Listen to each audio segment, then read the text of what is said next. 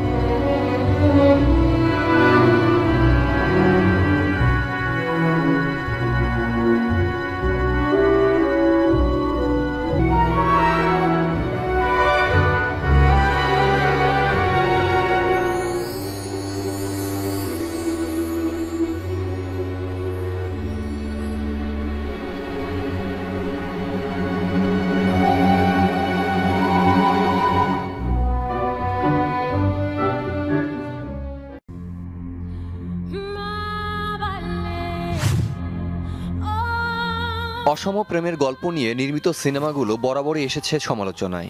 এবার এমনই একটি সিনেমার গল্পে অভিনয় করছেন জাতীয় চলচ্চিত্র পুরস্কারপ্রাপ্ত অভিনেত্রী শিমলা। গত বছর শুরু হওয়া সিনেমাটির শুটিং প্রায় শেষের দিকে।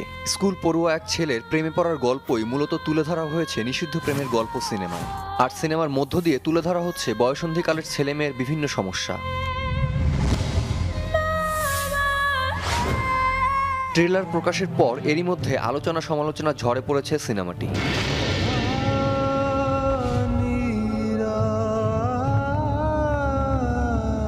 ফিল্ম হচ্ছে গিয়ে যত বিনোদন যত সাইড আছে তার মধ্যে সব থেকে বড় মাধ্যম। সো সেই ক্ষেত্রে আমি ডেফিনেটলি বলতে পারবো যে সেন্সর বলেন অডিয়েন্স বলেন এটাকে পজিটিভই নেবে, ভেবে চিন্তে তো কাজ করা হচ্ছে। আমি কিংবা আমার ডিরেক্টর, আমার প্রোডাকশন, এভরিবডি ইউনো। সো সেক্ষেত্রে বলবো যে আপত্তিজনক হওয়ার কথা না। গল্পের তাগিদেই এমন চরিত্রে অভিনয় করছেন শিমলা, আর তাই কাজ করে যেতে চান নিজের মতো করে। একটা স্ক্রিপ্ট একটা শিল্পীর জন্য অনেক বড় ব্যাপার। একটা শিল্পীকে জন্ম দিতে পারে, একটা শিল্পীকে মৃত্যু দিতে পারে। আমি ডেফিনেটলি বলবো যে আমি স্ক্রিপ্টের জোরে আমার সততা শক্তি পাই। সো আমি ওটা থেকে কাজ করার ইন্সপায়ার আমার যেটা। নিষিদ্ধ প্রেমের গল্প সিনেমায় শিমলার বিপরীতে অভিনয় করছে শিশু শিল্পী মামুন। এমন একটি চরিত্রে অভিনয়ের অভিজ্ঞতা জানালো এই অভিনেতা। অনেক ধরনের কমেন্ট করছে অনেকে। ছোটকাল থেকে ওনার ছবি দেখে আসছি। এটা হয়তো হতে পারে যে এমন সাথে ছবি করবো, বাট ওনার যে নায়কের ক্যারেক্টার অভিনয় করবো সেটা কখনো ভাবতে পারিনি। সিনেমাটির গল্প, চিত্রনাট্য ও গানগুলো লিখেছেন পরিচালক আনুশ নিজেই। খুব শীঘ্রই নির্মাণ শেষে নিষিদ্ধ প্রেমের গল্প চলে যাবে সম্পাদনার টেবিলে, আর তারপরই নামবে মুক্তির দৌড়ে।